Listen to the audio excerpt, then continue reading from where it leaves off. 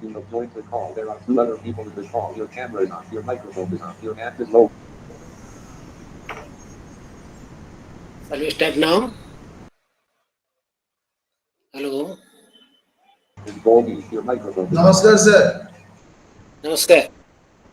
Shall we start now? Yes, sir, you can start, sir. Use Windows switcher to Has focus. the students joined? Yes, sir, you can start, sir. Okay. Thank you. Good afternoon to all. Now, let us start with this world philosophy um, of religion. Before going to our assigned task, let us have a very brief idea about the philosophy of religion and philosophy of religious schools. Particularly when talk about philosophy of religion, we only take the religious concepts and we analyze the concepts and then we try to understand what is the exact meaning of the religious concept which are being used in different religions. But in this paper which we are going to discuss, that is the world philosophy of world religion, instead of discussing the concepts, we are discussing the religion and the religious practices, concepts. So this is somewhere different from that of philosophy of religion. And here mostly we shall discuss the different philosophical, religious systems, both of East and West. Today's task is to discuss two Indian religious systems. One is Jainism and Buddhism. And in the units which have been assigned to be discussed, let us take all these aspects into account, and I will try to give a very precise and synthetic view of all the philosophical concepts, uh, both in Jainism and Buddhism, and that I will try to cover it within the stipulated time also. With regard to Jainism, we can really say it is an heterodox system. In Indian philosophy, there are two systems are there, two kinds of systems are there. One is heterodox, other is orthodox. Orthodox systems, particularly, they do believe in the authenticity or authoritativeness of Veda. But those who do not believe Veda as the authority, they are known as heterodox. Jainism and Buddhism, both of them, they are heterodox systems. They do not take authority, Veda as the authority. And both Jainism and Buddhism, they belong to 6th century BC. And during that particular period, we find that Brahmanism, particularly Brahmanism, that was the dominating the society. In name of religion, people, they were being exploited by the so-called priests, and untouchability, caste division, that was very much rampant. People are suffering to a great extent. And during that particular period, both of them, this Mahavira, who is the founder of this particular religion known as Jainism, and Buddhism, which has been started by Buddha, both of them, they have come to exist. And I do think both the systems, they are more ethical than religious. In religion, we do give importance on the outer aspects, particularly the practices, the beliefs, the faith, and all other things. But here we find that it gives much more importance on ethical aspect, how to save the common people from the catastrophe of the society, how to lead a better life, how to get freedom from the clutches of suffering. That was the objective in Jainism as well as also in Buddhism. Okay, in this regard, we can really say that Jainism believes in Tirthankaras. For Jainas, the Tirthankaras are all knower. They are Kebali. and they believe in 24 Tirthankaras. And Tirthankaras are all knower. They know everything from all aspects, which is not possible on the part of the common man. That's why we cannot be like Tirthankaras, and Tirthankaras therefore having the great place in Jainism. And Rushabadeva, who happens to be, who is believed to be the first Tirthankara, and who belongs to prehistoric age. But the 23rd Tirthankara, his name is Parshvanatha, who belongs to 9th century. And Mahavira, and who is therefore the last Tirthankara, named as 24th Tirthankara, he belongs to 6th century BC. And Mahavira is named so because he is the great conqueror. Vira, here conqueror, because this Jainism has come from the word Jina. Jina. Jina means the conqueror. Conqueror of what? The conqueror of the passion, emotion, ignorance, that because of which we do suffer, and one who controls over this emotion and passion and conquers over the ignorance, he is therefore the Jina. And here, Mahavira, he is therefore known as the Mahavira Jina, and the Jainism therefore comes out of it. That is therefore known as Mahavira, is known as the great hero. Mahavira. Great hero means he has conquered over the emotions, passions, and ignorance, and therefore he has spiritual, he has attained spiritual realization. In this regard, one thing can be pointed out that Jainism, since it is a heterodox system, it does not believe in Veda's authority. At the same time, also, it does not believe in God. Because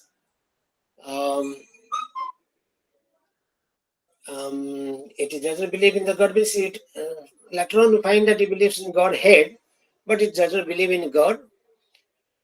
But this Godhead, which has been believed by the Jainas later on, that is only for the spiritual, giving importance on spiritual practices. And they are considered as the Jitendras. And these Jitendras, they are the Jina, and people, they will be impressed upon to practice this spiritual journey to attain that Jitendra. And for that reason, this practice of Godheadship that has been introduced later on, but they do not believe in God with the spiritual, with the transcendental, with the object of worship. That is not being there in Jainism. And with regard to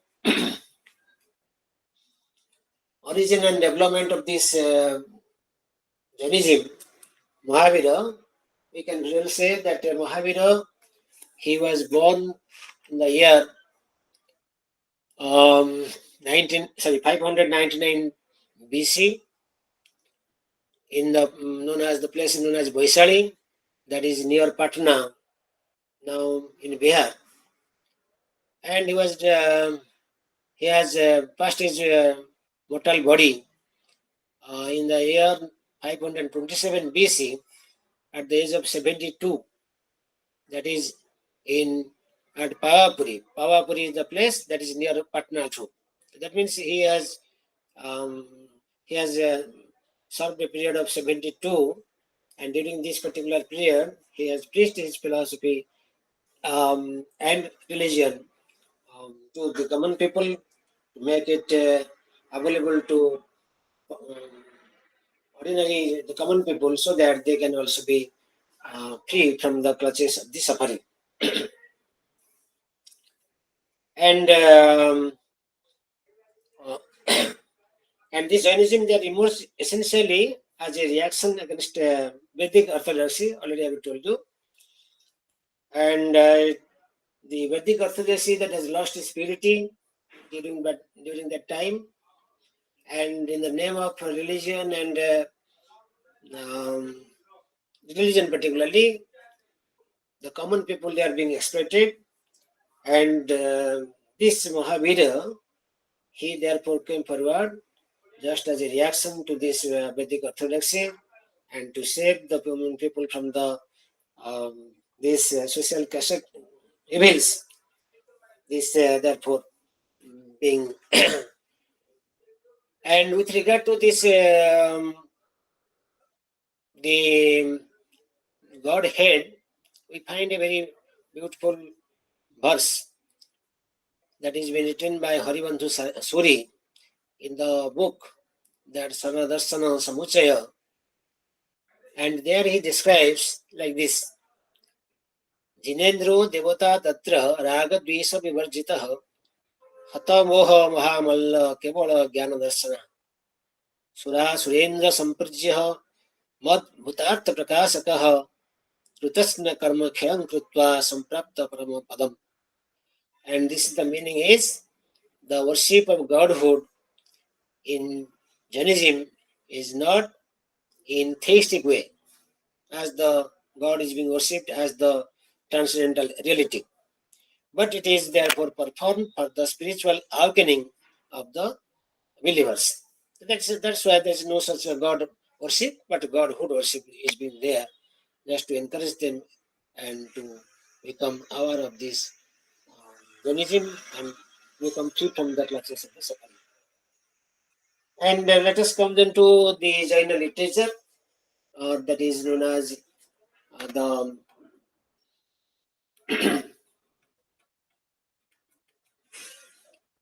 scriptures of Jainism. And in this regard, we find the literature is in Prakruta.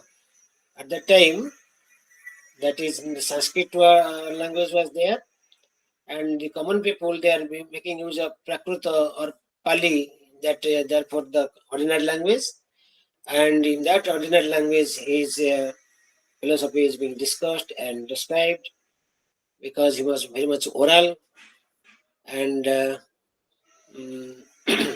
is therefore in Prakruta, which is the language of the common people, mass.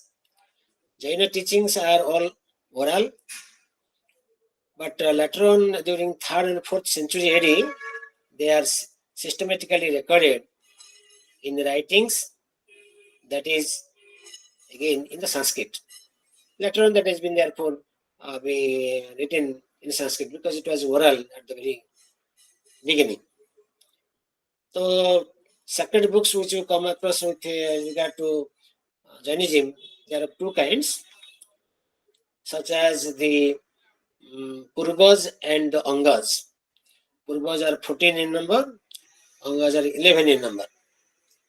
Gradually, the Purvas were lost, and whatever literature we find now, they are only Angas. Now, therefore, the oldest available text of Jainism is only known as Angas.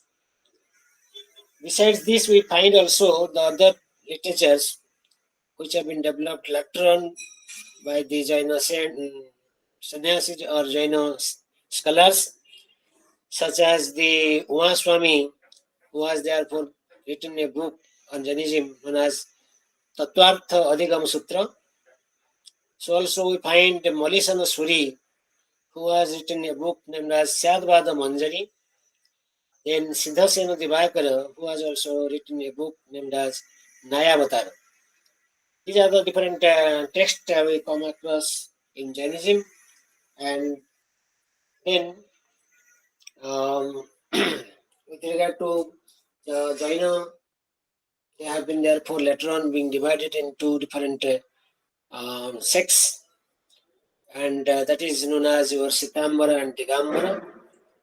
And this is not strictly on philosophy or in any other principle, but this division is merely based on the practices, the natural practices. We find on basis of beliefs and practices, this distinction is being made.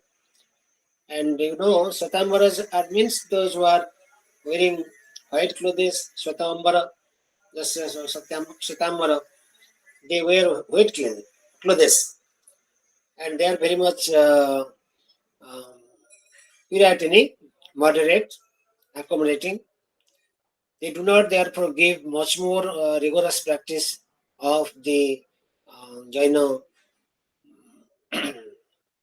practices. But just on the other hand, the Digambaras, they are rigorously practice the Jaina practices, and therefore they are known as the Digambaras. Digambaras means they do not wear any clothes, they're naked. And that is because they give much more importance on ahimsa, because ahimsa is the key concept in Jainism. Ahimsa paramo dharma, that is Jaina philosophy. And since it gives importance on ahimsa, so therefore they are very rigorously follow this ahimsa, because of which they do not put on clothes, and therefore they are known as the Digambaras. And we find some sort of differences between these Shvetambharas and Digambaras with regard to these practices and their beliefs. Digambaras we find are older to that of Shvetambharas, and these Digambaras they are very rigorous and pedantic, whereas the Shvetambharas they are very liberal and accommodative. And the other differences we find these Digambaras they are naked, and also they do worship the idols, they are also naked. And that is all giving importance on ahimsa. Whereas in Shvetambharas, they do not, they wear white clothes, including that of their idols also. And another important thing we find the distinction between these two, that women were debarred to become nuns, or they cannot therefore allowed to become nuns or followers of Jainism. With that restriction, they are having the belief that women cannot get liberation in life unless they come in form of a man. Like, that is the belief in by the Digambaras. But that is not being accepted by Shvetambharas. They are accommodative, and therefore they do not give importance on this. They do not have any restriction for women. You have joined the call. There are 3 other people in the call. Your camera is on. Your microphone is on. Okay. Excuse me.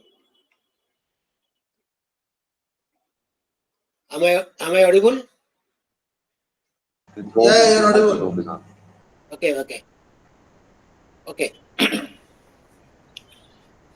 And another important difference we find that these Digambaras, they points out that after getting liberation, one should not go for food. And that is not the practice in Shvetambharas. And these are the differences, basic differences we find between Shvetambharas and Digambaras. But which coming then to the philosophical aspect of Jainism, we find that there are 3 important philosophical theories that can be discussed elaborately with regard to in Jainism, which are known as the metaphysics, epistemology, and ethics. And therefore, all the 3 aspects of Jaina metaphysics, epistemology, and ethics that needs to be discussed, and let us try to discuss it. Coming first to metaphysics, we can well say that this metaphysical theory of Jainism is known as Anekantavada. Because Jaina metaphysics is known as that it is realistic, relativistic, and pluralistic system. In the sense, the realistic in the sense, it gives it believes that all the particulars they are all real, and again it is also relativistic. It believes in relativity of knowledge. Knowledge is not absolute; it is relativity, and that's why it is known as relativistic and pluralistic. The reality is not one or two; there are many in number. That's why the system is therefore known as realistic and relativistic, so also pluralistic system. And it is taking in metaphysics or ontology into account, we find the beliefs in 2 realities, therefore it is dualistic. And these two are known as Jiva and Ajiva. Jiva and Ajiva. Jiva means the soul. Ajiva refers to that not soul, that means which is not conscious, unconscious beings. And these two independent categories, for that we can say they are therefore dualistic in that sense. And the whole world of existence, the phenomenal world, that is therefore being explained in terms of this Jiva and Ajiva, these two. And that's why this is, we can really say, a dualistic and realistic system. And that it also believes in innumerable individual self. The soul or the Jiva, they are not one or two, they are many. And consciousness is the very essence of this Jiva. And therefore, Jiva is pure consciousness, and it is not one or two, they are many in number. And they are also again, they are in atomic form also. That means it is also believes in atomism. And that's why the soul, they are innumerable in number, they are atomic in nature. And so this philosophy is known as pluralistic. Pluralistic because it is not one or two, there are many in number. Therefore, it is pluralistic because the soul is, though it is conscious, but it is not one or two, there are many in number, which is in atomic nature. You know, all individual souls and atoms are independently real. So this is known as realism. Already I have told you, realism gives explicates that all individual objects, they are independently real. And here, these atoms and the souls, they are all independently real. The Jaina points out, and that's why it can be said to be a pluralistic system and realistic system. Also, reality is having infinite aspects. Already you know, this is known as Anekantavada. Aneka, anta, anekanta. That means the reality is having many aspects. It is not confined to one, two. The infinite number of aspects are there, and it is being better known as Ananta Dharmakam Vastu. That is, Vastu means the substance is having infinite aspects. Ananta Dharma. Infinite aspects are there. And but all these aspects of reality cannot be known to human intellect. Particularly we, the common people, ordinary people, we cannot know all the aspects of the reality. It is because that our categories cannot know the reality from all aspects. It can only be known to the Tirthankaras, those are Kebali. They can only know the reality in all aspects. So that's why it is being said, one who knows the reality, all aspects of one reality, he also knows all aspects of all realities. That means he is therefore a Tirthankara or all-knower, which is therefore a Kebali. They can know, but we cannot. Because all different aspects cannot be known to our intellect. That is the metaphysical conception of Jaina. That is known as, that's why known as Anekantavada. And our knowledge therefore apprehend only some aspect of it, and that's why our knowledge cannot be said to be absolute knowledge or absolute knowledge, like that of knowledge of the Tirthankaras. Their knowledge is absolute knowledge, but our knowledge therefore relative, conditional, partial, and that's why it is known as relativism. The relativism means our knowledge cannot be absolute, it is always therefore relative, it is conditional, it is therefore qualified, and that's why this system, this theory is also known as relativism. And Jaina metaphysics, metaphysical maxim, as already we told you, it points out Ananta Dharmakam Vastu. Ananta Dharmakam Vastu means Vastu, the substance, is infinite aspects. And an object, be it spiritual or material, jiva or ajiva, whatever it may be, it is having therefore infinite aspects. We are the finite human beings, and therefore our knowledge of the infinite aspects of both Jiva and Ajiva cannot be therefore possible. And that's why, so it is implies that human knowledge is always therefore limited. It is always therefore relative, conditional, and that's therefore giving rise to the epistemology of Jainism known as Syadvada.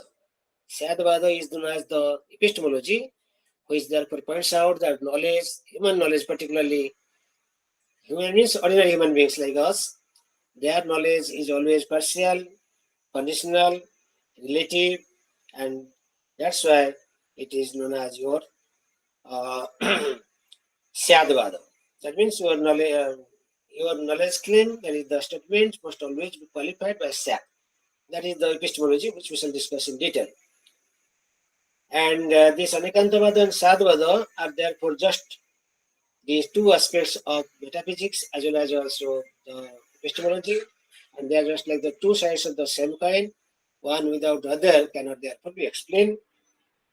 And the substance that is known as Dravya, that possesses many characters and therefore it persists in and through all attributes or modes. That means substance, you know very well, substance can be persist either both these modes and that of your attributes, guna and that of your mode, both. So therefore, the gunas, they are permanent, the attributes, they are permanent, they are inseparable from the substance, whereas these modes, they are therefore changing. Therefore, we find the substance is both unchanging and changing. Unchanging in the sense that it is therefore from standpoint of attribute. But when we take the substance from standpoint of mode, then we find the substance is changing. That's why it is both changing and unchanging. And we find these gunas or qualities, they are permanent, they are inseparable from the substance, and they are also innumerable, and which cannot be known to human intellect or human being, cannot know all these attributes of this substance, the gunas of the substance. But if you go to the modes, you find they are floating, they are changing, they are modifications, and therefore they are accidental, and therefore they can also be separable. So modes are separable. And taking these two, both the guna and the mode, that is parjaya, if we try to understand the substance from these two aspects, then you can very well find that the substance is unchanging, eternal. If we try to understand from standpoint of attribute or guna, but when we take the substance from standpoint of mode, we find that substance is therefore changing, and that is therefore accidental and separable. In taking that into account, we find the reality that is substance is both unity as well as also difference. That is unity and difference, and also difference and unity. This is difference and unity in the sense that either you pass from mode to attribute or attribute to mode, and taking that into account, we find substances are therefore unity and difference and unity. And that's why it is being said rightly in Jainism, the Jainism is a theological mean between Advaitic eternalism and Buddhistic momentariness. That Advaita, you know very well, that gives importance on absolute monism, that Brahman is the only one and only reality. So that is therefore known as absolutism. That reality is one and that is absolute. That is Brahman.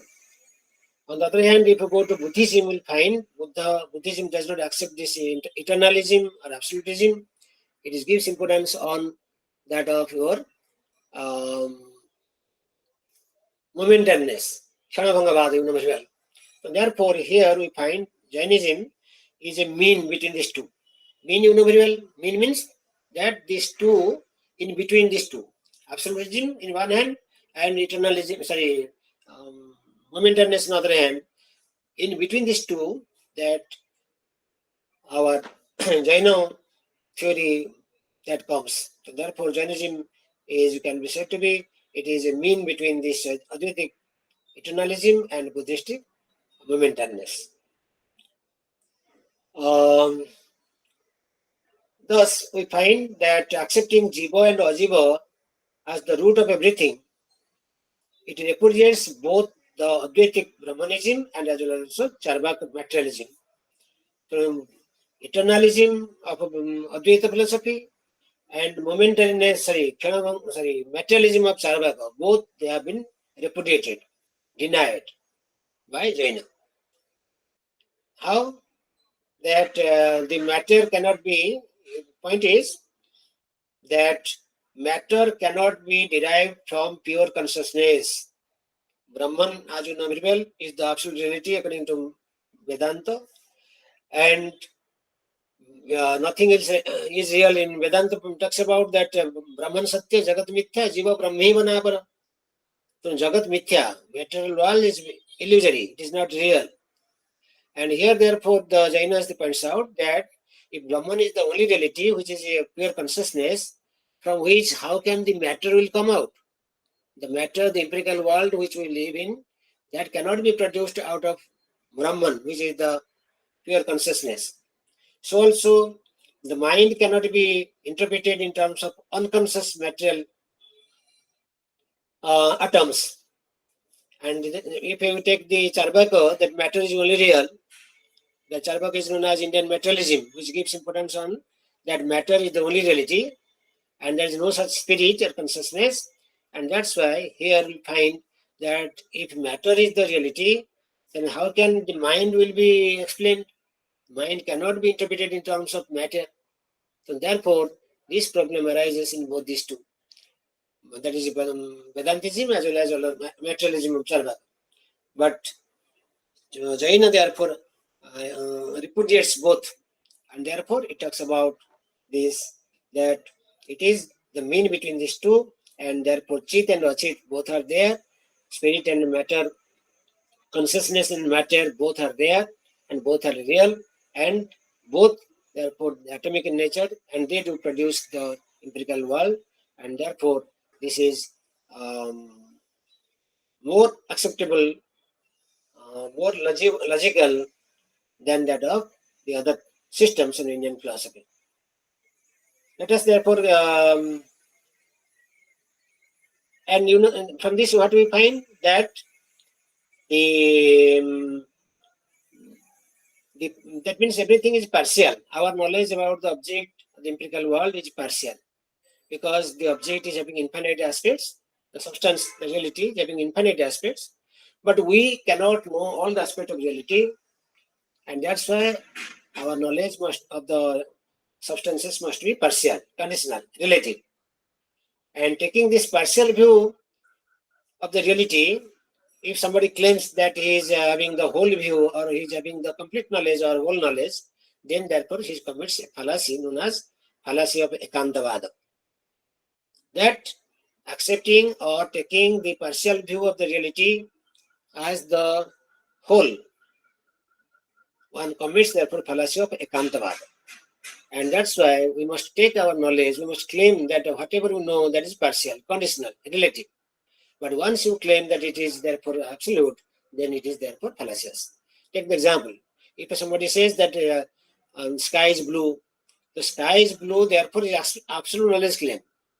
That means in all time, in all space, for everybody, this is true. But you'll find this is not. And somebody, suppose somebody suffering from jaundice, and he will say, no, the sky is yellow. And therefore, the absolute knowledge claim, therefore, fallacious. It should be like this. Relatively, the sky is blue. Relative means relative to a particular place, time, condition. Therefore, we say the sky is blue. That will be true, acceptable. But this first one cannot be. So therefore, here, if somebody claims like this, then therefore he commits the fallacy of Ekantavada. Now let us come to the substance. Brief idea about substance, already I have told you. The substance can be find that broadly being classified in two categories. जब हमको जो अनंत धर्मकम वस्तु, the substance, That substance is of two different types. One is known as astikaya. Astikaya means that is that which exists with extension. That which having extension. That which is extended. That means it is having therefore occupies space and time. So therefore known as astikaya. And the other one is known as anastikaya. Anastikaya in the sense just opposite, do not exist in space. Therefore no extension.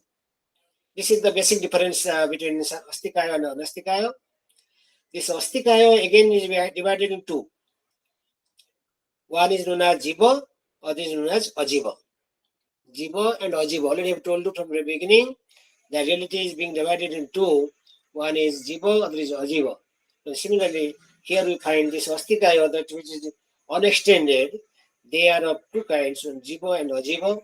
Jiva is having pure consciousness, and ajiva is therefore unconscious. There is no consciousness. This is material, jada.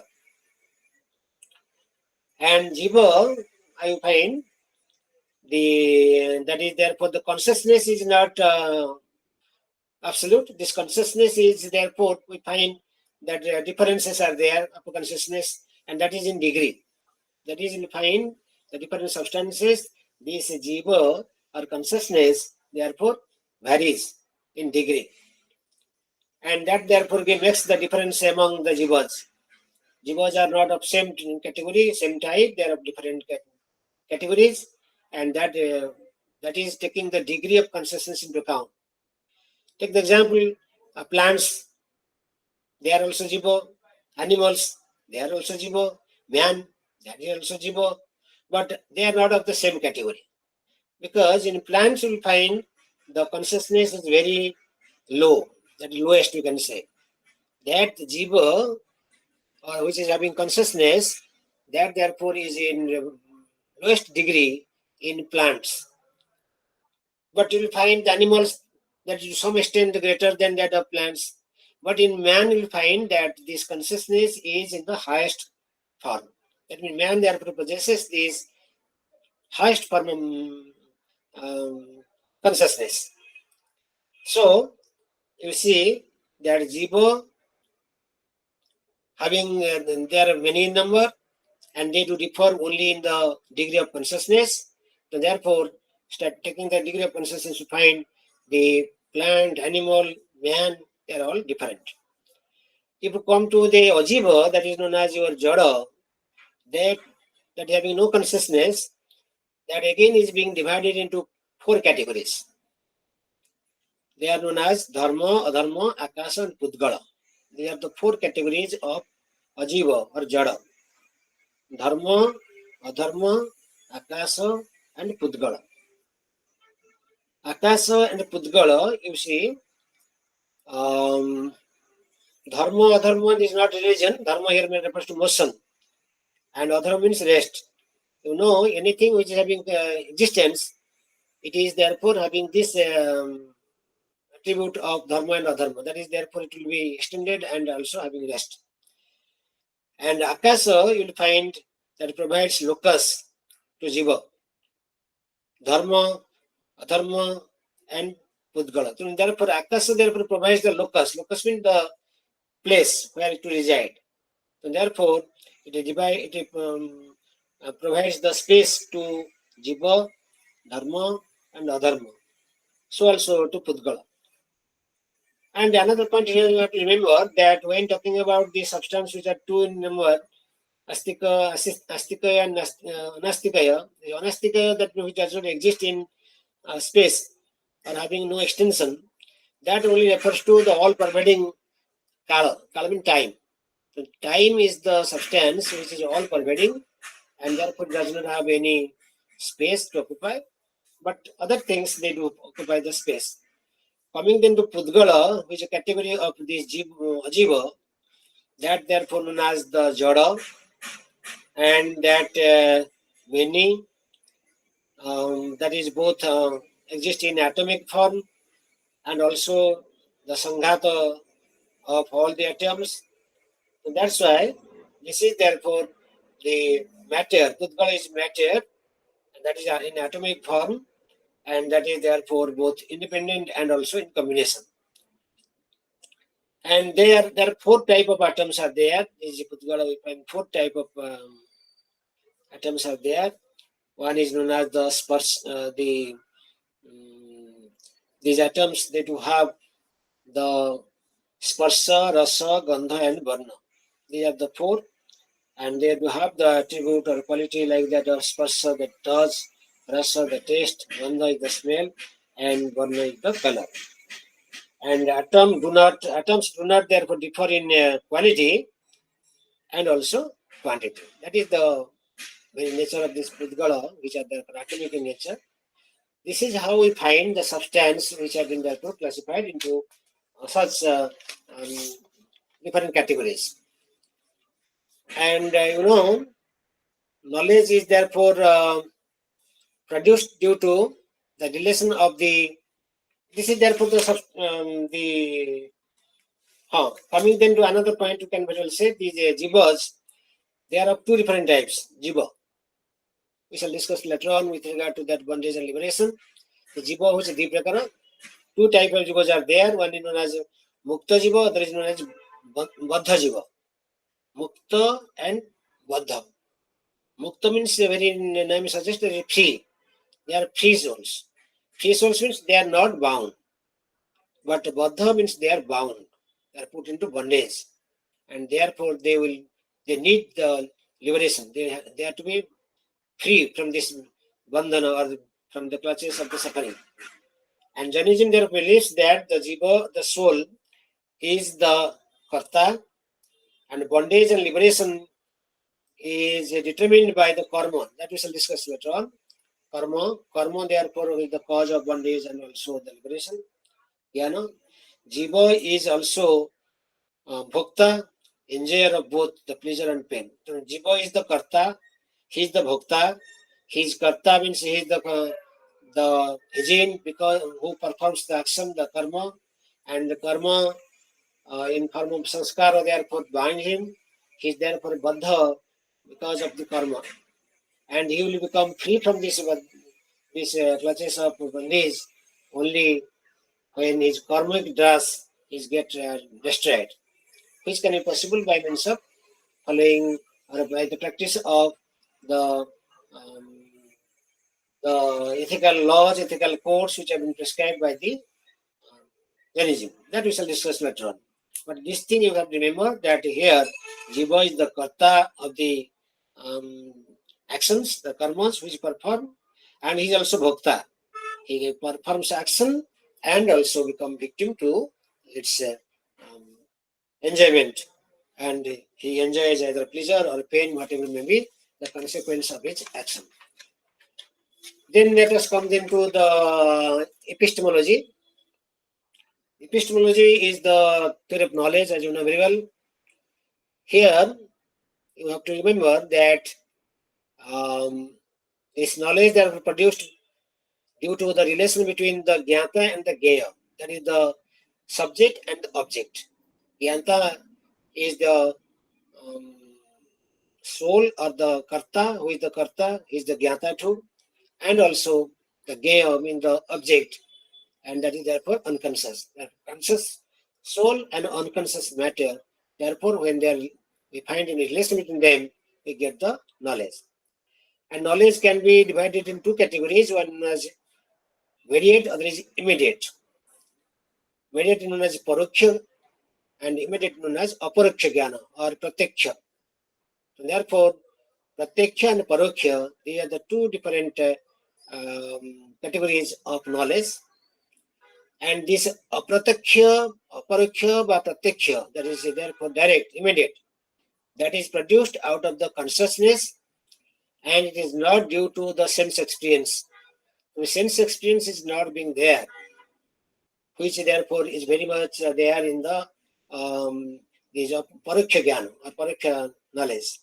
So therefore, this is the difference, that it is immediate knowledge, it is therefore produced out of the consciousness, it is therefore not due to the sense experience, and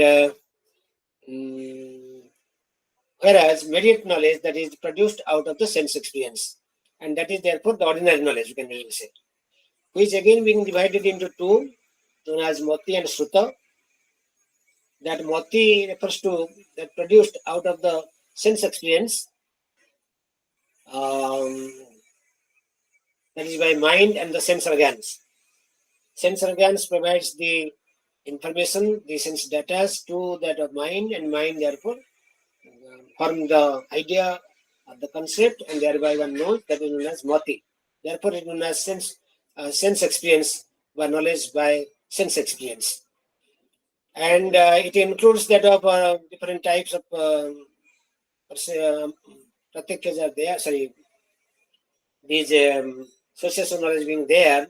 The smriti, that is remembrance, it therefore includes the smriti. Then pratyabhigya, that is known as recognition, that also comes under the smriti. Tarka, that is inductive reasoning, and also anumana, that is deductive reasoning. All these four, they also come under the mati, which is due to the sense experience and also mind. But whereas sutta, that is derived from authority, or that is known as testimony, which may be personal or scriptural, and relating to Jainism, but not to any other text. That means it is scriptural, or that means scriptures of Jainism only, not any other scripture. So therefore, it is, we can visually say, sutta. This all come under this mediate or paraksha jnana. But in aparaksha or pratyaksha, you can find again that of three kinds. They are known as abadhi, manaparjaya, and kevala. Abadhi, that this is knowledge by clairvoyance, or it is known as the direct knowledge of things, even at a distance of place and time. In sense experience, you see the object with the help of your sense organs directly, and thereby you get the knowledge. But here, in clairvoyance or avadhi, that the object is not there directly before your sense experience, sense organs. It is something away from you, very distant from you, but you get the knowledge of that by means of this clairvoyance, and that is therefore not direct. It is not aparakya. There is that. Parakya. It is therefore aparakya, indirect, and therefore it is. It is in that sense therefore limited. Then second one is known as manaparjaya. Manaparjaya is the knowledge of others' mind. That how can you know the other's mind? That is a problem in philosophy, but here they points out that manaparjaya is a one form of the immediate knowledge, or that is a aparakya jnana, which therefore the knowledge of the other's mind, as in telepathy. Telepathy, as you know very well, that you can know the mind of other. And suppose you are thinking of somebody, and she or he are also thinking of yourself. That means here this is known as telepathy, and this is therefore aparakya, but it is therefore immediate, without use of any sense experience. And third one is known as, and this manaparjaya is limited. It is not unlimited, limited to space and time. And the third is known as kevala jnana. Kevala jnana means that is perfect knowledge. And this those who have this kevala jnana, they are known as kevali. They are having the perfect knowledge. That means knowledge of all substance in its all possible aspects. And therefore, their kevalis, which refers to that of the Tirthankaras. And that is therefore perfect knowledge of all, not limited to space and time. This jnana is possible only in case of the purified souls. And they are free from the bondage, and therefore they are not kevalis, and that is therefore the knowledge. And with regard to pramanas, we can really say that it believes in three kinds of pramanas, known as perception, anumana, and shabda. These are the three kinds of pramanas that Jaina do believe. Inference is not being accepted here as a independent source of knowledge. Then let us come then to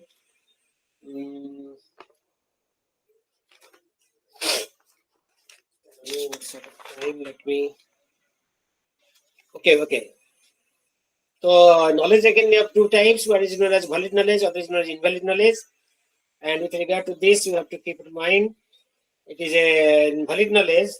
It is a therefore faithful representation of the object. That means where the get the knowledge of the object as it is. That is therefore valid.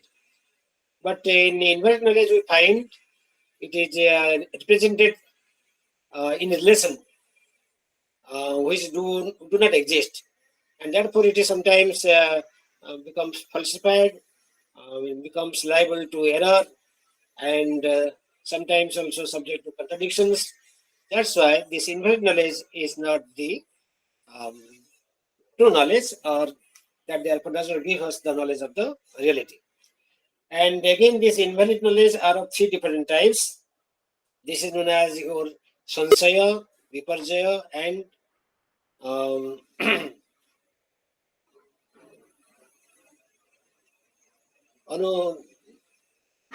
anudhyavasaya. And in all these we find that is the sansaya that refers to the mati and sutta. Similarly, this viparjaya that is known as that refers to this abadhi, and this last one that therefore is that is wrong knowledge because about carelessness or indifferenceness. Anyway, this is the different type of knowledge that here we are concerned with valid knowledge, not with the invalid knowledge. So therefore, here we talk about the 5 kinds of knowledge: one mati, sutta, abadhi, manoparjaya, and kebala. These are therefore the 5 kind of knowledge. And here again we can also say knowledge of 2 different forms. One is pramana and other is naya. Pramana, as I told you, that is knowledge of a thing as it is, and naya is the knowledge of a thing in its relation, naya. And pramana is the valid knowledge, naya is not. And therefore, here Jaina metaphysics claims that ananta dharmakam vastu, because all objects is having infinite aspects. When we consider the object only from one aspect out of many, it becomes naya. So therefore, naya is partial knowledge, cannot be absolute knowledge. So our knowledge becomes partial and relative. When naya is taken as the absolute knowledge, then it will help to give us the perfect knowledge. It becomes fallacious, as already been told you, and it is also known as maya bhasa. And now coming into the epistemology, particularly in Jainism, known as Syadvada. In Syadvada, which otherwise known as otherwise known as the theory of relativity of knowledge, or it is known as sevenfold judgment or Saptabhangi Naya. Since our knowledge cannot be absolute, it must always be there for Naya. It is always Naya. So therefore, here we get the 7 types of judgments, and that is known as Saptabhangi Naya, or that is known as Syadvada. Means here our knowledge must always, any knowledge claim or statement which we establish, that should be qualified by Syad. So the Syad has to be interpreted not in the sense of probable or maybe or somehow. If we try to relate, explain it in this sense, probable, it will lead to skepticism. Or if we say it is somehow, then it leads to agnosticism. So therefore, it must be interpreted in sense of relativity. So we can really say that relativity is such and such thing. So therefore, absolute prediction is becomes erroneous.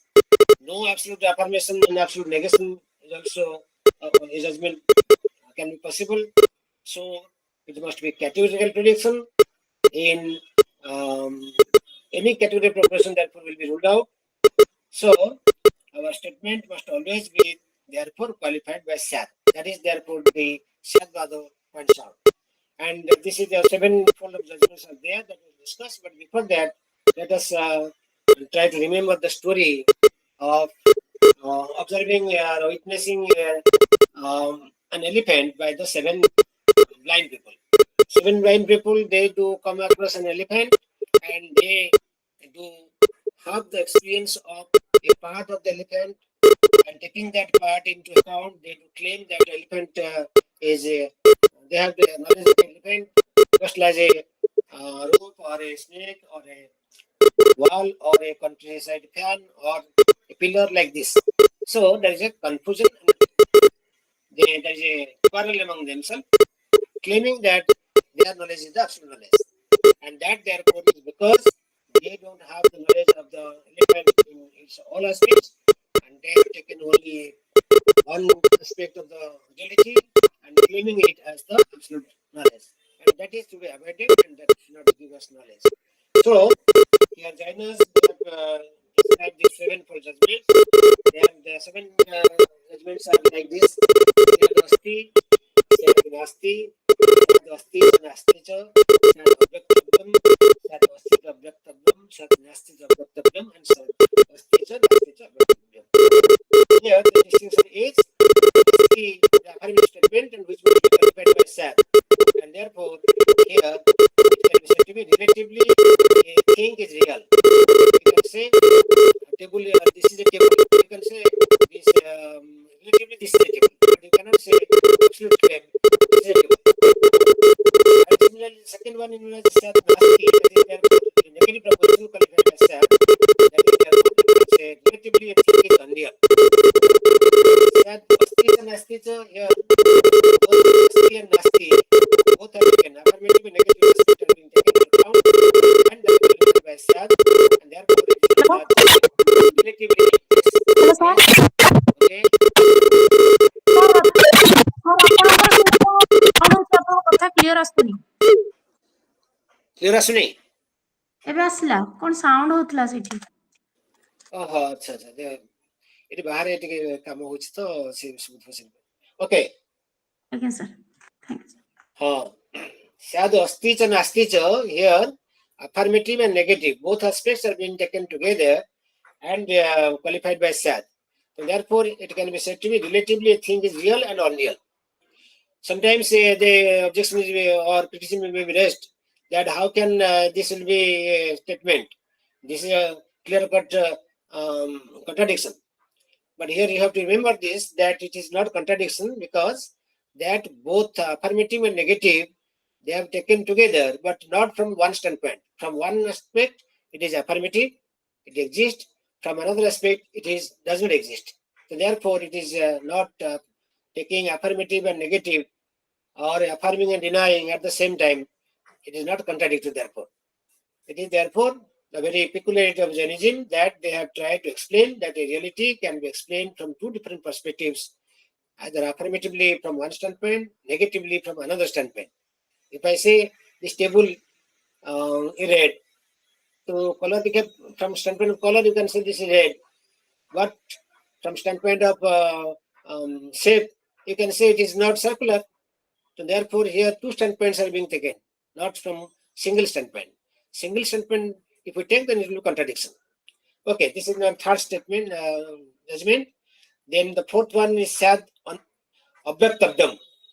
That means if somebody is ask you what is the real nature of the reality, and there you cannot. And there you can well say that it cannot be described. It is therefore relatively a thing is indescribable. Suppose somebody say, what is the real color of brick? Brick when is raw, it looks so gray, but when it put into fire, it becomes red. So what is the real color of brick? There we have to remain, you can say, oh, this is indescribable. And that's why this is the first statement, fourth formal judgment. And taking the first three along with the fourth, and we get the last three statements, form of judgments. Sadvasti, and avyaktam, therefore it becomes sad asti cha avyaktam. Relatively a thing is real and indescribable. Similarly, taking the second one, sad nasti, and fourth one, it will therefore lead to sixth form of judgment, then sad nasti cha avyaktam.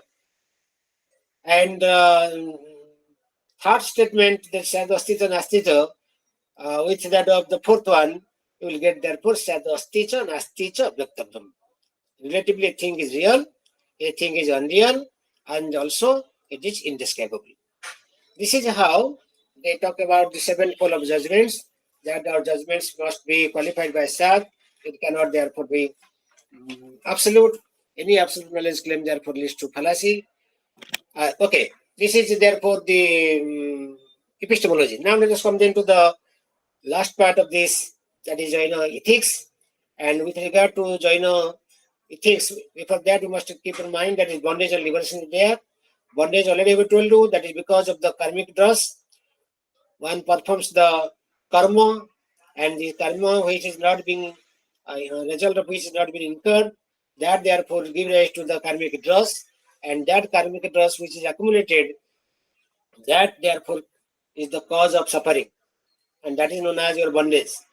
And one will become free from this bondage only when the karmic dross is exhausted. And here the two terms we have been introduced, one is known as samvara and one is nirjara. And here they points out that first thing, the fresh inflow of karma has to be stopped. That almost the karmic dust have been accumulated, and no further karmic dust is to be accumulated. Therefore, it is to be stopped. That is known as your samvara. And the accumulated karmas, that is past karma, have to be exhausted. That is to be burned out, and that is known as, that can be possible by means of process of nirjara.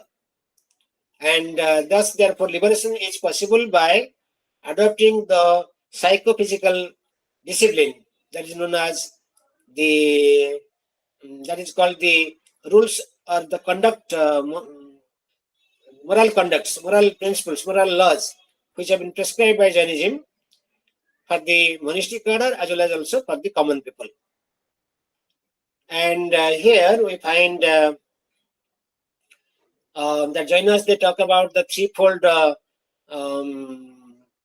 pursuing threefold ways of prescribed moral principles, and this is known as Three Ratna. And these Three Ratnas are known as your Samyak Darshana, Samyak Jnana, and Samyak Charitra. Samyak Darshana is known as right faith. Right faith means right faith in scriptures as well as also Tirthangaras. Scriptures means Jaina scriptures and Tirthangaras. And Samyak Jnana, that refers to right, that is right knowledge, which refers to the right knowledge of the soul, essential nature of the soul, that one must have. The soul is free from all karmic dross. It is therefore pure consciousness. That is to be realized. And third one is known as Samyak Charitra, the right conduct. The right conduct is therefore the practice of tapas. Different tapas that have been prescribed by the Jainism, and that has to be practiced, and so that all the three has to be followed, and that is therefore Three Ratna, three jewels, and that will enable one to become free from the bondage. And also at the same time, Jaina talks about the ethics, that is moral conduct, moral codes have to be followed. And here we find mainly two, that is known as brata. These ethical codes which have been prescribed by the Jainism is known as bratas. And we find two types of bratas are there. One is known as Mahabrata and other is known as Anubrata.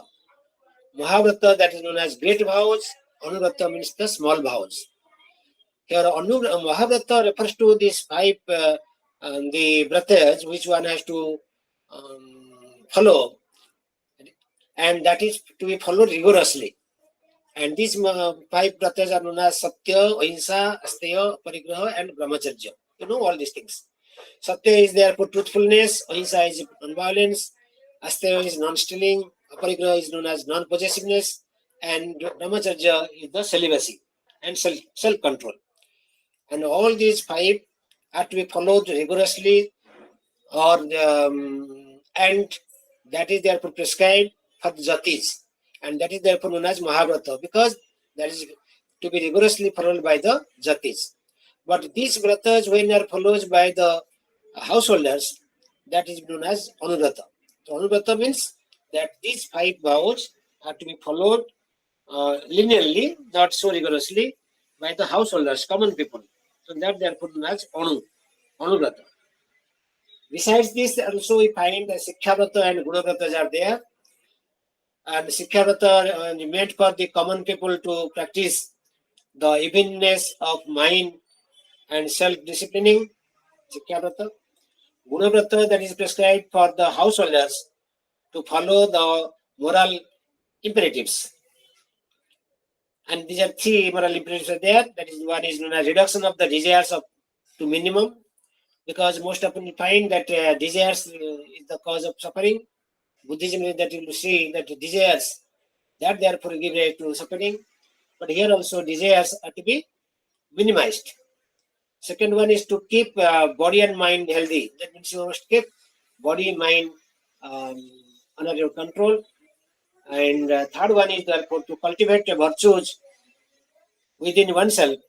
And these virtues are like the cleanliness or clean living, good temperament, modesty, etc. etc. So all these are to be followed, and these are therefore comes under ethics, and so that one can become free from the karmic dross, and also at the same time he will stop the new karmic accumulation of new karmic dross. And when all these karmic dross they are adjusted, and therefore one becomes free from this, then therefore he gets liberation or mukti, that is known as freedom. Thank you. This is your Jainism in brief. Let us then come to Buddhism. Okay. Okay, Mamata, you are only here in the screen. Yes, sir. Okay. Let me take a glass of water. Then we'll start Buddhism. Yes, sir.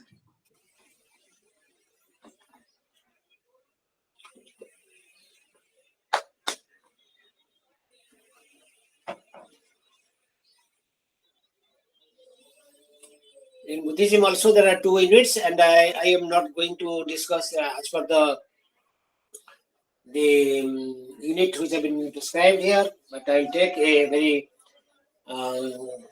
synoptic view of the Buddhism, taking all the aspects, covering all the aspects of Buddhism. Okay. Here, 1 minute.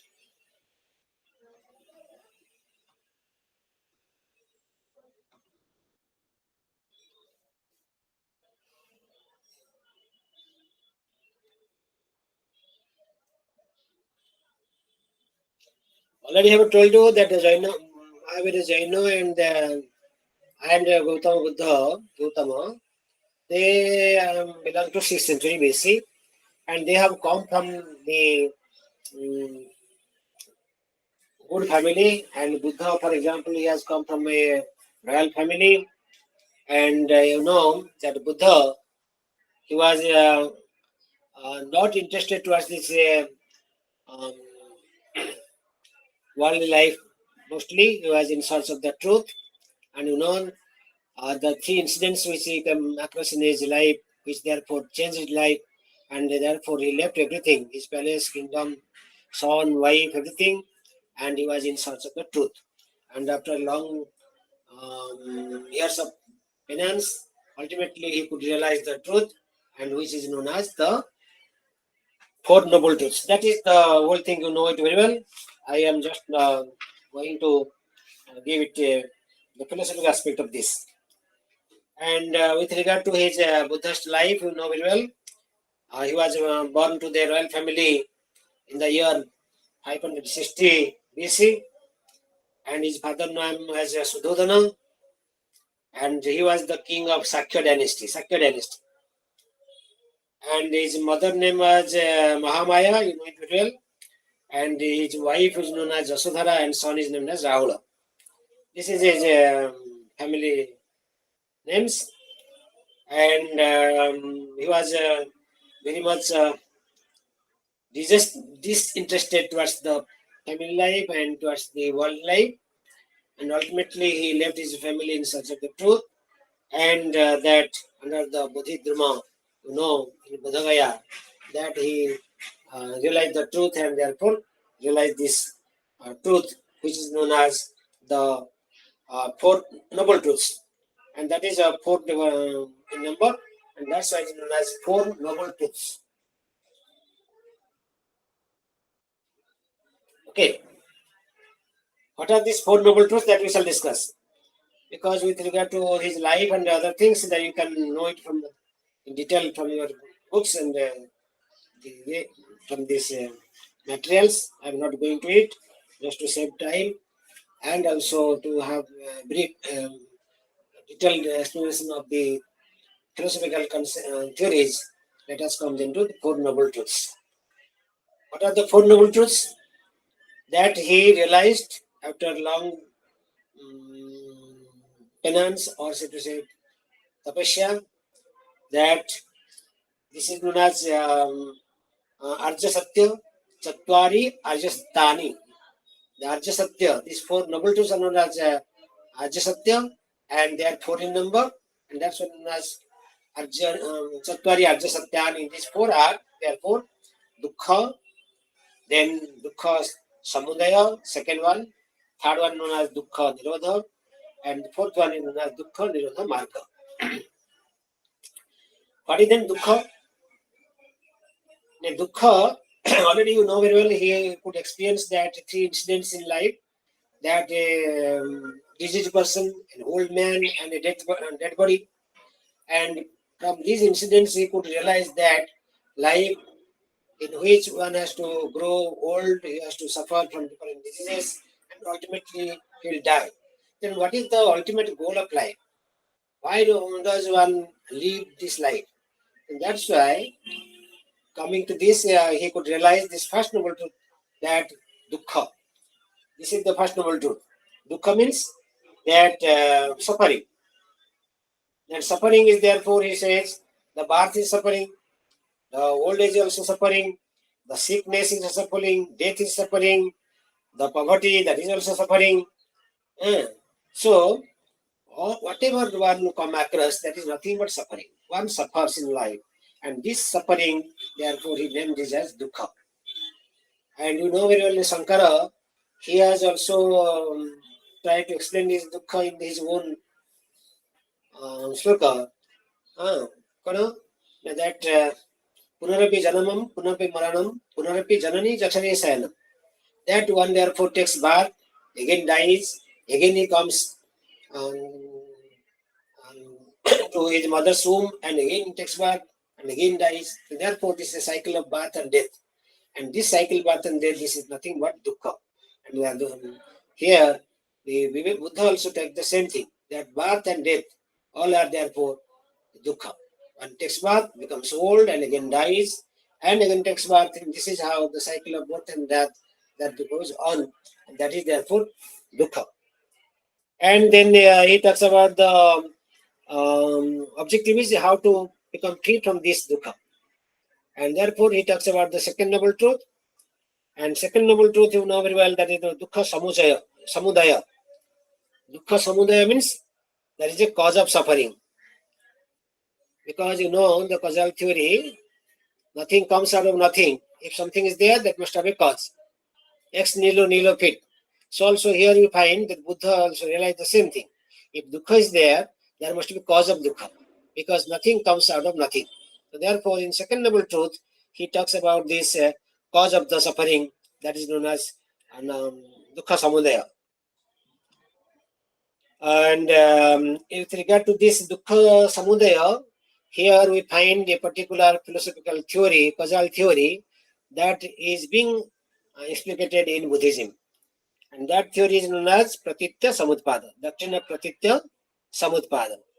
That is known as that everything is dependent, or that is known as theory of dependent origination. That whatever we come across, that exists because of something else on which it is dependent. So therefore, there is a causal nexus. We cannot therefore say that one thing, a thing is there but without having cause. No. So therefore there is a causal nexus, and that causal nexus therefore give rise to explanation of the objects which come at us in the empirical world. And he then try to explain this causal nexus, that is known as dependent origination, or that is known as Pratitya Samutpada. And from that theory, Pratitya Samutpada, two more theories which come across, follow as its corollary, which is also significant and philosophical. They are known as your Khanabhangavada, a theory of momentariness. Nothing is absolute, and everything is momentary, Khanabhangura. And other is known as theory of no soul, Anatmavada. And these two theories, they follow from the this Pratitya Samutpada as its corollary. Then what is this Pratitya Samutpada? What is this Pratitya Samutpada? That in Pratitya Samutpada, that is therefore he tried to explain with the help of the 12 links, and that is therefore known as a chakra, or that is therefore some the Pratitya Samutpada chakra or Bhava chakra or Sansara chakra, and that is therefore being explained step by step. Here we find that dukkha is nothing but jara marana, birth and death. That is therefore the suffering. One takes birth, becomes old, and dies, and therefore that is dukkha. And that's why there must be a cause of this suffering, because everything is causally connected. So the cause of this jara marana, he says, what? Now, that is because of jati. Jati means a caste. Jati here means that the birth. Birth is therefore the cause of this suffering. One therefore moves in the cycle of birth and death. That is because of jati. One takes birth. If one does not take birth, he cannot therefore die. He therefore not suffer. So that's why here the jati or the birth or rebirth, that is therefore the cause of this jara marana or old age and death. And what is the cause of this jati? There must be a cause, because everything is dependent. So therefore he says it is the bhava. Bhava means the will to born. One wills, desires, wants that he has to come back, he has to take birth. So therefore here one desires and wills to take birth. That is known as bhava, because of which one take birth. And then that bhava is again due to caused by upadana. Upadana means clinging towards the to this enjoyment, world enjoyment. The Rasgulla khaiti, one who has taken Rasgulla, therefore you go for the Rasgulla for more and more. Similarly, once you have enjoyed the objective empirical world, therefore there is a clinging to enjoy the objective empirical world. And that is why one desires, and that's why he gets birth, and that's why he suffers. Therefore here, the cause of bhava is upadana, that is the clinging to this worldly objects enjoyment. Then what is the cause of this? Now he says it is because of trishna. Trishna means thirst for sense enjoyment. So therefore this is trishna. Trishna is either caused by vedana means sense experience, and vedana again is caused by sparsha, that is subject-object contact. Sparsha, sense-object contact. That when you have the rasgulla which come in contact with your tongue, therefore you get the taste. And similarly, therefore this sparsha, that therefore is the cause by means of which one gets the vedana or sense experience. What is the sparsha, cause of the sparsha? Now that is known as shodayatana, 6 sense organs. What are they? 5 sense organs. You know, that is your the auditory sense organ, olfactory sense organ, gustatory sense organ, that again tactile sense organ is faster. And along with this mind, there are 6 sense organs. Therefore, here the 6 sense organs, the shodayatana, that is the cause of the sparsha. Then what is the cause of the shodayatana? Then he talks about nama rupa. Nama rupa means the psychophysical organism. Psychophysical organ refers to the body and mind. That is the cause of the sense experience. And what is the cause of the Nama Rupa? And that is because of Vijnana. Vijnana means initial consciousness. The consciousness which is being there in the mother's womb. And that is known as initial consciousness. And that gives rise to the Nama Rupa. So there must be a cause of this Vijnana. Yes, he says the Vijnana is caused by sanskara. Sanskara means karmic process, the karmic impression, the karma which one performs. And that therefore determines one's Vijnana, and that way give rise to Namarupa, and that way one therefore suffers. Now the sanskara must have also caused. What is the cause of sanskara? And that is the caused by ignorance, avidya. So he says avidya is the root cause of suffering. That is therefore the ultimate conclusion he established that avidya or ignorance, which is the root cause of suffering. This is the second noble truth, where he tried to explain there is a cause of suffering, and the cause of suffering is here he established with the help of this Pratitya Samutpada theory that ignorance or avidya is the cause of suffering. What is ignorance? The ignorance of the reality.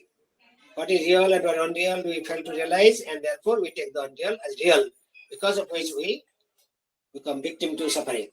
And that is the whole thing. And taking this into account, you can well say that the ignorance and karmic impression that refers to the past life, which therefore give it to the present life, and this present life will give it to future life, that is birth, rebirth, and old age. So this is therefore the 12 links, which therefore explains the past, present, and future. Past life therefore determines the present life, and present life determines the future life. This is therefore known as your Pratitya Samutpada, and from this Pratitya Samutpada comes two other theories. That is your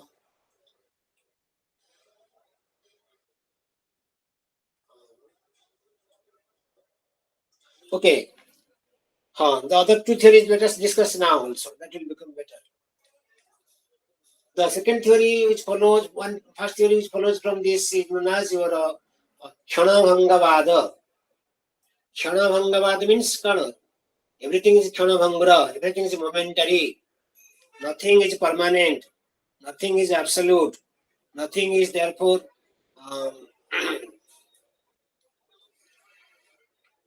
one, absolute. Why? And there he points out, he therefore goes against this Vedantic concept of absolutism. And therefore, he says everything therefore momentary, Kshanabhangra. It lasts for only one moment. And therefore, there is a flux, there is a change, always change in inherent. That is always going on. And in this change, which is a continuous one, the similarity therefore appears as one, identity. Here it is a mere appearance, not real. But the reality is that every moment things are changing. And therefore it is not the same which you take as one. That is wrong. So therefore here, in this regard, you can also remember the Greek philosopher known as Heraclitus. Heraclitus once has pointed out, who believes in atomism, that nobody can bath twice in the same river, or one cannot bath twice in the same river. The meaning thereby that the river in which one takes bath, that is not the same river when he goes to take bath for the second time. What is a river? The river is nothing but the flow of water. The water in which one has taken bath at a particular moment, that therefore passes away, and that is being replaced by new water. When one goes second time to take bath in the same place, but the water has been changed, water has been thrown away. So therefore he cannot bath in the same river. Though it is known as river, but that river is not one. It is nothing but the flow of water, which therefore continuously going on. And this continuity is so consecutive, so consecutive, we can say that we cannot therefore distinguish one another, and that's why it appears as one. So that's why, taking that example here, Buddha also points out, Buddhism also points out that the nothing can be said to be absolute, and that's why everything is changing. It is therefore is a flux. It is a flux.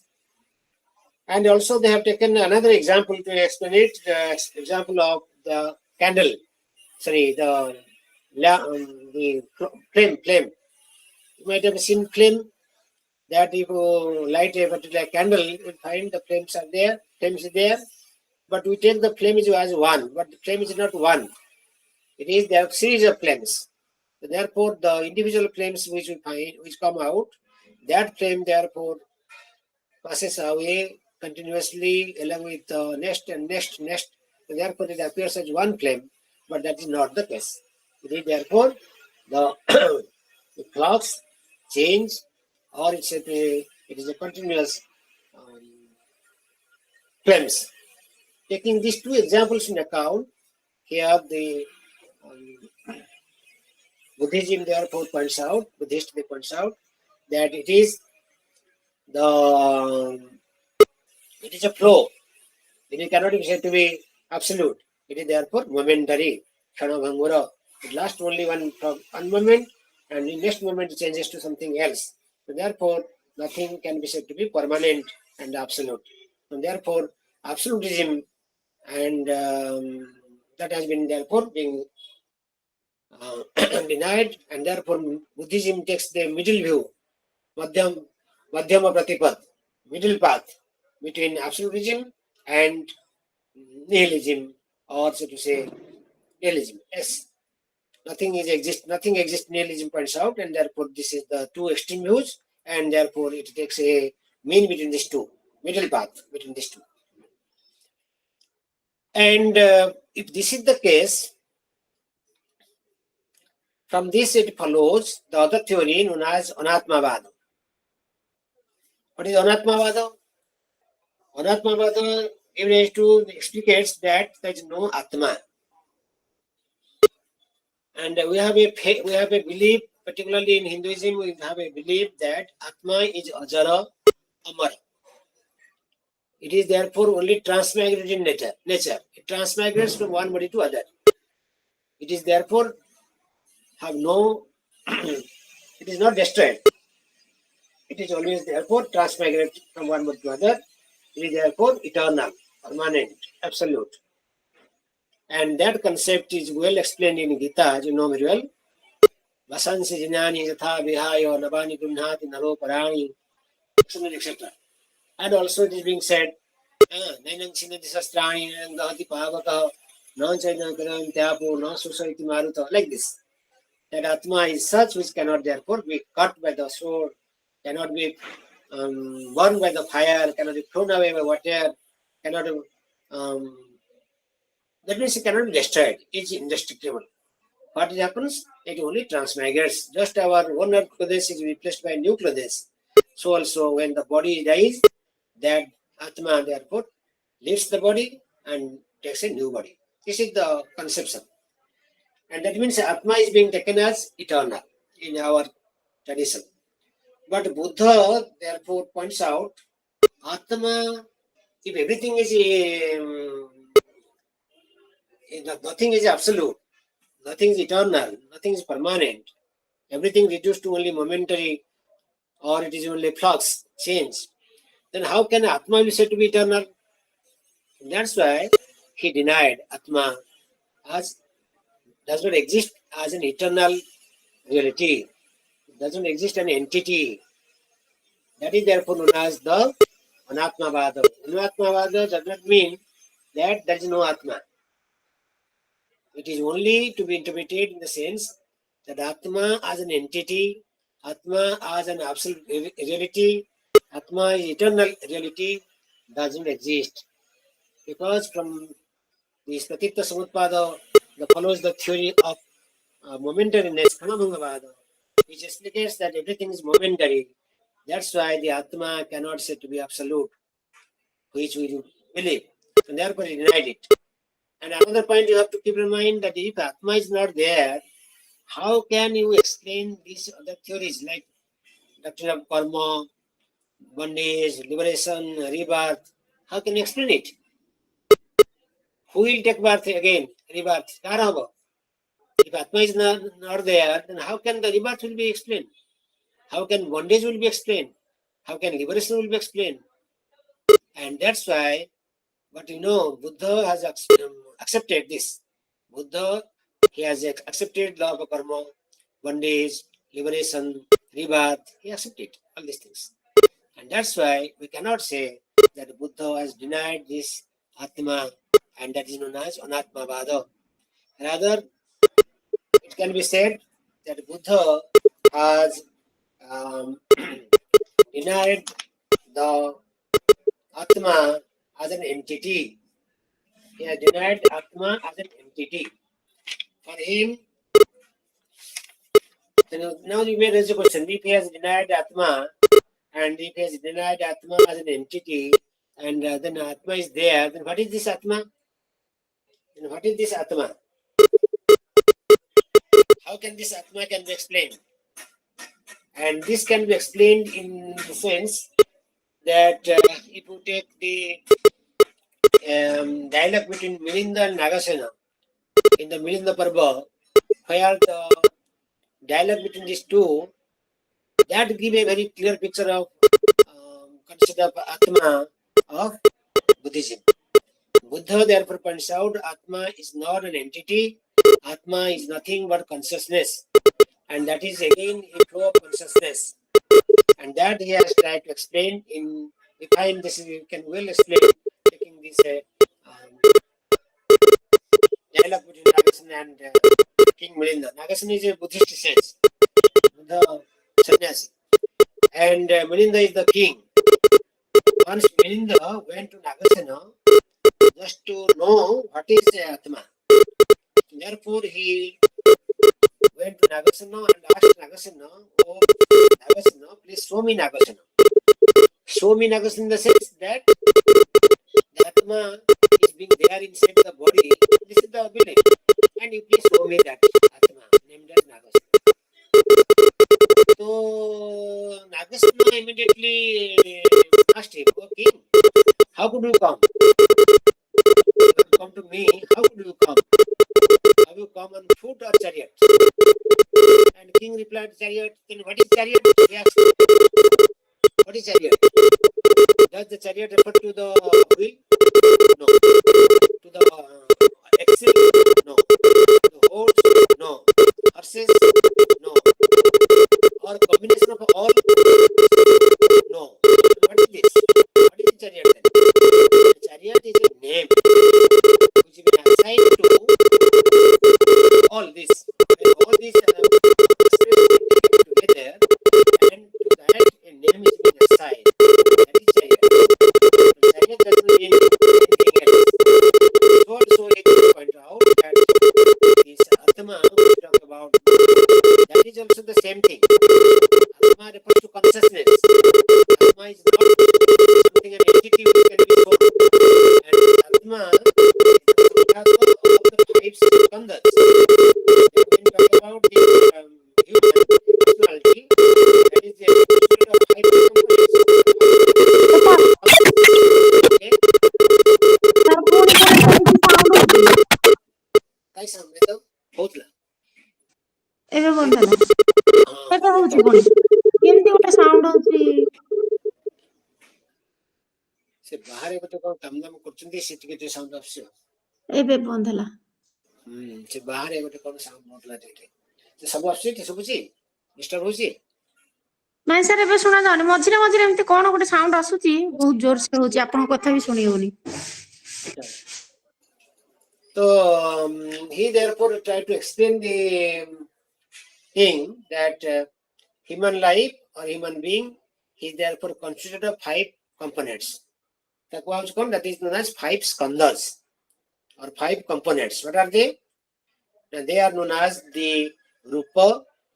Rupa means matter. Then vedana. Vedana here means feeling. Then sangya. Sangya means perception. Then sanskara, known as disposition. and last one is known as Vijnana, that is consciousness.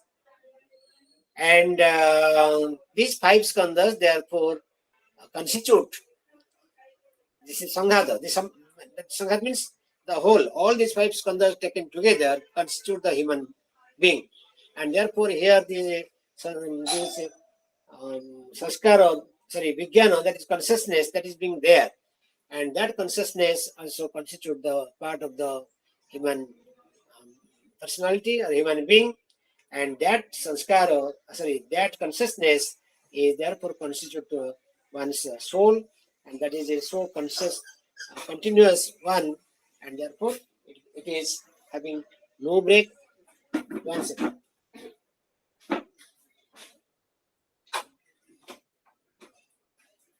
Okay. So this is how he tried to explain that Atma as an entity doesn't exist, but Atma is does not refer to an entity. A human being that consists of the 5, and therefore the name which is assigned to a being, that is just a name, and which refers to the Sanghata of all these 5 skandhas. These 5 skandhas are the elements that give rise to a man, and man therefore being assigned as a name, and that name is not the Atma. The name of the Atma, that name that was assigned to identify that man.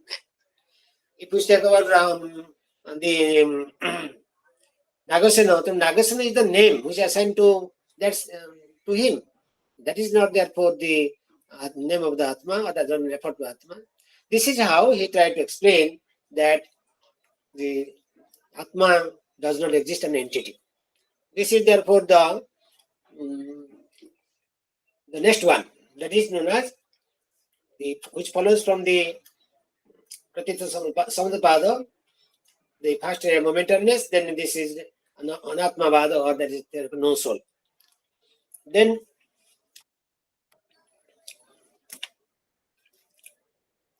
next is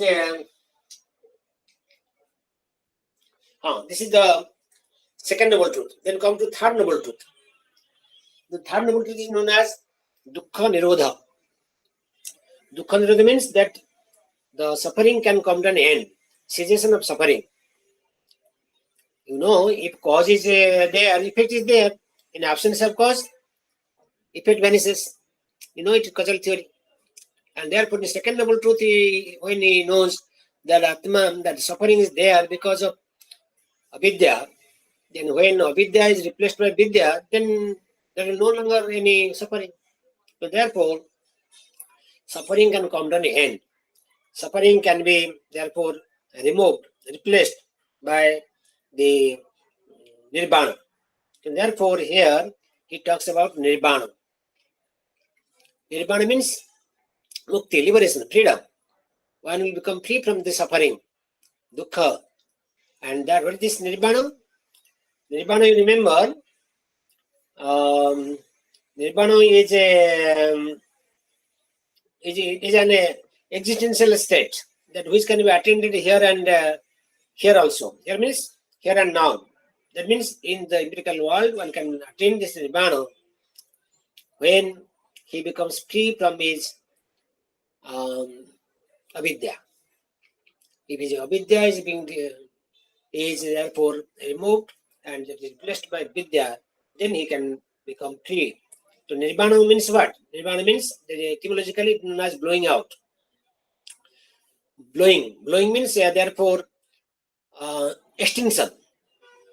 That means when a light is extinguished, where does the flame go? We cannot say the flame goes to this side or that side or up, down. We cannot say like this.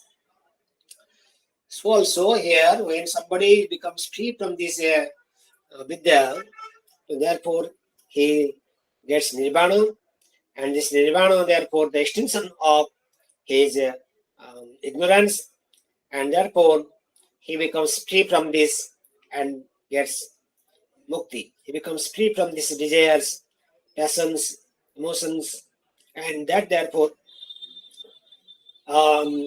has caused bondage to him. And therefore when he becomes free from this, he gets nirvana. And that is possible, and that therefore is explicated in the third noble truth. Then comes the last noble truth, fourth noble truth, that is known as the Dukkha Nirodha Marga.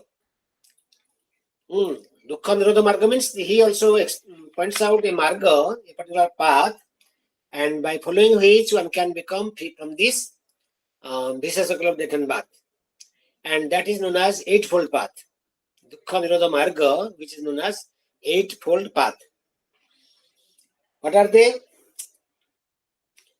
And this eightfold path are Samyak Bhat, that is known as right speech, Samyak Karmanta, that is known as right action, Samyak Ajiva, that is known as right livelihood, Samyak Vayama, that is right effort, Samyak Smriti, that is right mindfulness, Samyak Samadhi, that is right concentration, and Samyak Drishti, that is right view, and last one is Samyak Sankalpa, or right understanding. All these eight paths are to be followed together so that one will become free from this bondage and we can get nirvana. Let us discuss these eight paths in detail. And here we find Buddha, like Jainism also, Buddha in Buddhism it talks about the three Ratnas, which are named as Sila, Samadhi, and the Prajna. That Sila is the ethical conduct that is based on love and compassion, universal love and compassion. And Buddha, he devoted his whole life after his enlightenment. When he became Buddha, that means after his enlightenment, he devoted his whole life to teachings and preaching for the good and happiness of the mankind. Why? Because of compassion, that I am liberated and let others also be liberated. So that is therefore known as compassion, and that is therefore Sila. Second is known as Samadhi. Samadhi, that is known as the mental discipline, and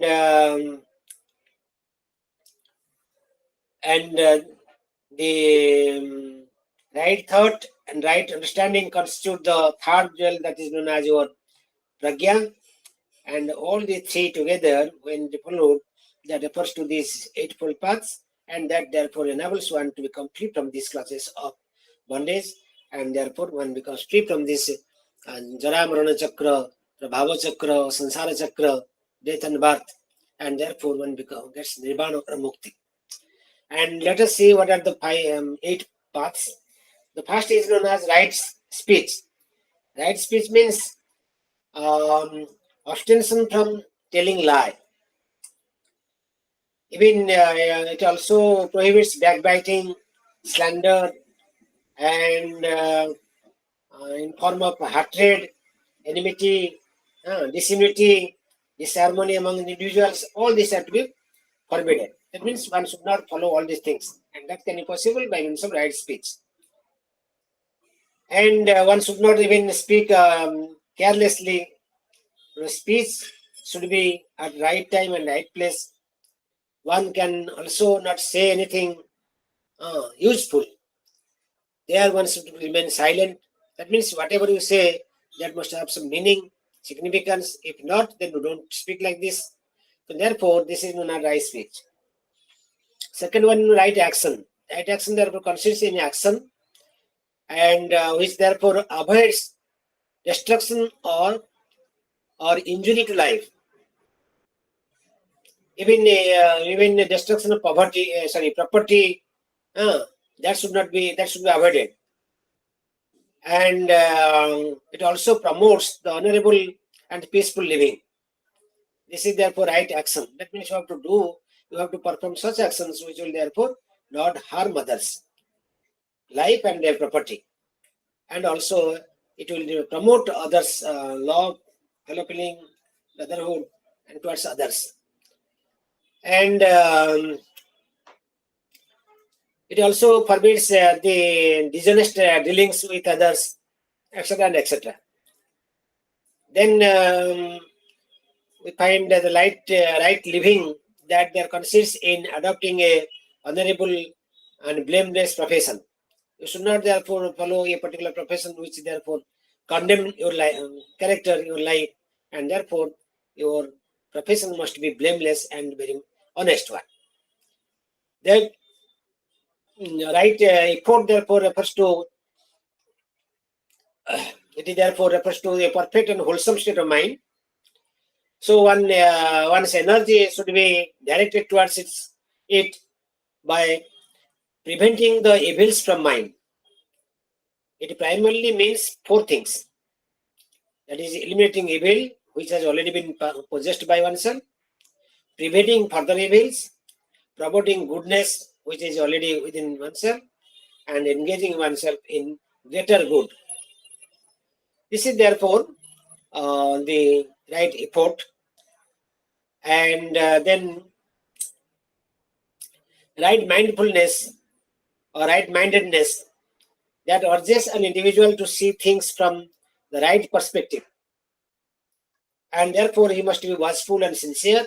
Therefore, he has to understand things, he has to see the things as it is from right perspectives. Okay. So, it means one must be vigilant, and he must not be swayed away by any external factors or internal feelings like that of your anger, pride, fear, desire, etc., etc. So, then come right concentration that consists in directing the mind to the ultimate goal by withdrawing it from mundane alignments. Therefore, from the unnecessary, irrelevant, mundane alignments, that is therefore withdraw mind from this and therefore concentrated on the right goal, and that therefore will lead one to the ultimate goal of life. And so also the right thought consists on keeping the mind immune to depredation of emotion, passion, and unholy additions. The right understanding is usually taken to mean an understanding of things as they are. So, this is how all these eightfold paths that have been prescribed by Buddhism, and that is therefore constitute the fourth noble truth. By following all these noble paths, one therefore can have the spiritual revelation, and therefore he can be cured from this spiritual illness, because of which one suffers from that of the vicious cycle of death and birth. That is therefore known as the okay. The next thing which we have to discuss in this connection is doctrine of karma. You know very well that karma doctrine that is being accepted here. Good karma, bad karma. According to karma, one therefore suffers or therefore or prospers. That is being there. The God is not there in Buddhism. Do not believe in God, because like Jainism, it is also is a atheistic. It doesn't believe in the Veda, and also doesn't believe in the God, theistic God. And another point in this regard is here we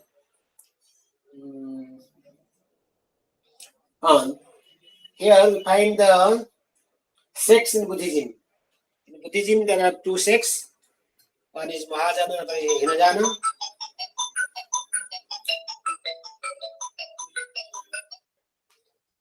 Mahajana and Hinajana are the two sects are there. That I'm not going in detail. And the other is known as your theory of yes, different schools in Buddhism. In Buddhism, there are different schools. Mostly, there are 4 schools in Buddhism.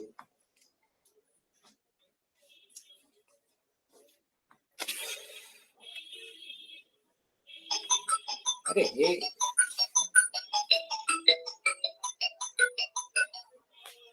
পরে কথা হবে।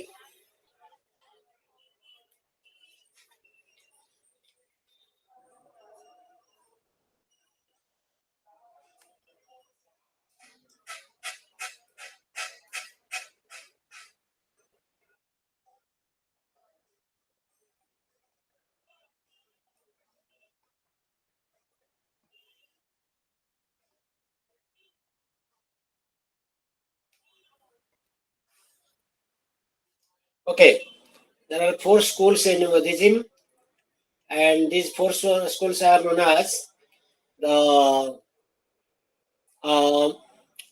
Vaivhasika, Sutrantika, then Yogacara, and last one is known as Madhyamika. These are the 4 schools, and these 4 schools have been developed later on, and in these different schools, therefore, the original ideals of Buddhism, that is therefore is not being there. Some sort of proportion is being there. We find in Vaivhasika school, we find that is therefore derived from the name, which we emphasize on a particular commentary. That is the that is known as the Abhidhamma Maha Vaivhasa. That is the Abhidhamma. It is true spirit of the doctrine of dependent origination. That is the Vaivhasika holds that reality is pure flux. That is a change. The momentaneous already have discussed. That is a flux. That is a change. Every moment that is changing. That is therefore known as Vaivhasika. And this school therefore belongs to the Hinayana, because there are 2 schools, 2 sects in Buddhism. One is known as Hinayana, other is known as Mahayana. So therefore, this belongs to the Hinayana school. Then second one is known as Sutrantika.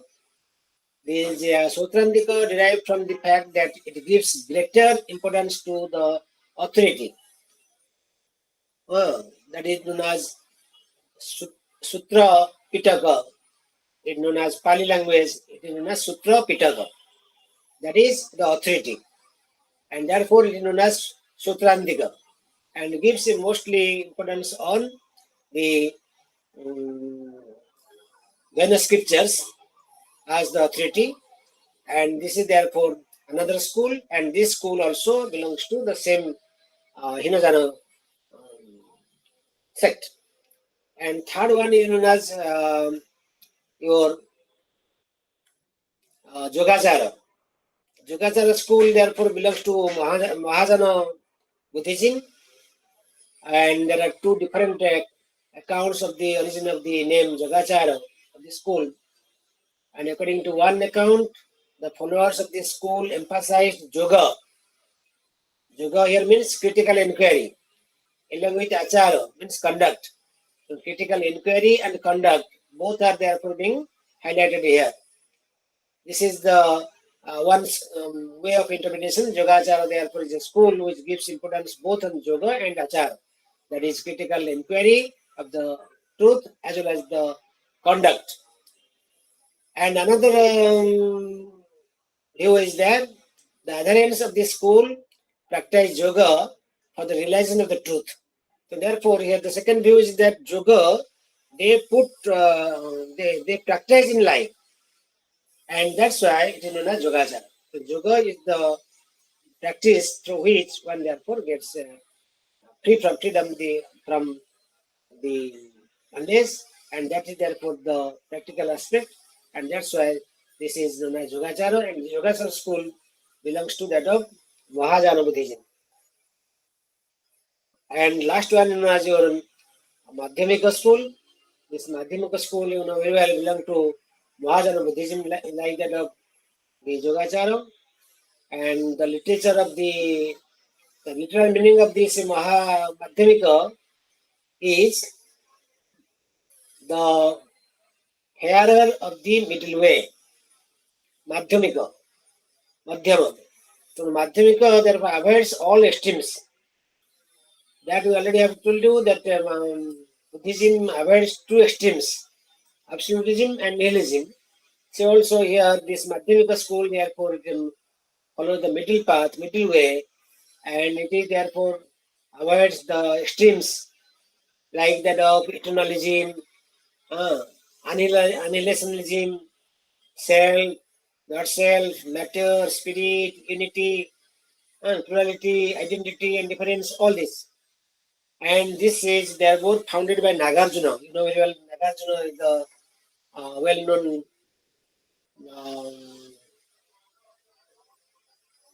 Buddhist scholar, and that therefore he has founded this Madhyamika school.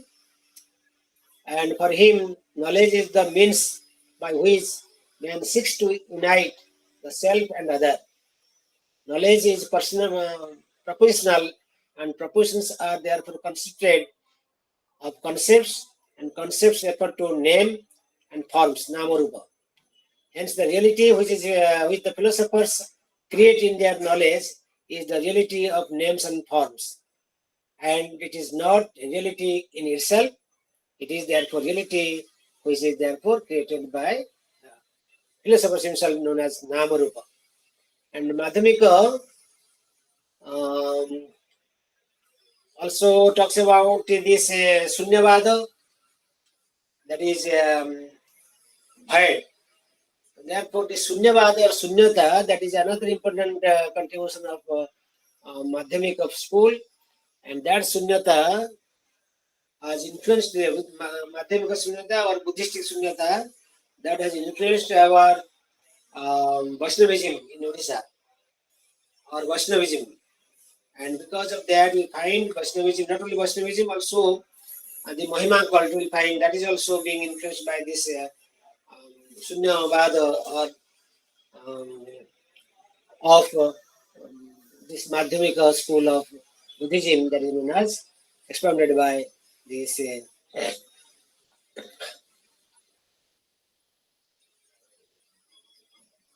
okay.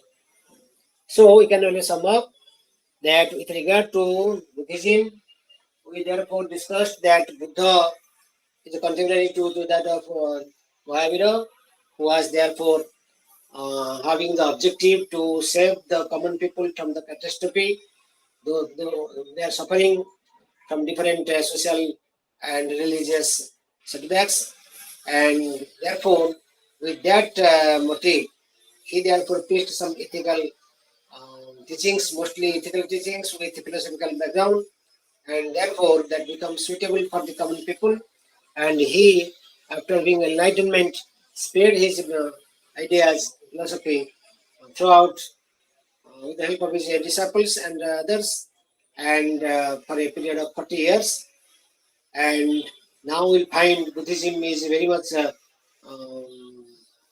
popular in different parts of the globe, and that is also being there in Orissa, which have been therefore found in particularly different places. Mostly that will find Buddhistic monuments are being there in the Golden Triangle of Ratnagiri, Udayagiri, and that are called what? Navalagiri. So this is in brief the philosophy of Buddhism, and both religion and philosophy. Thank you for your patient hearing. Thank you, sir. Okay. Any question? Have you any question? No, sir. Okay. Okay, sir. Thank Thank you. you. We'll meet tomorrow at the right time. That is 4 p.m. Thank you. Thank you, sir. Let me close.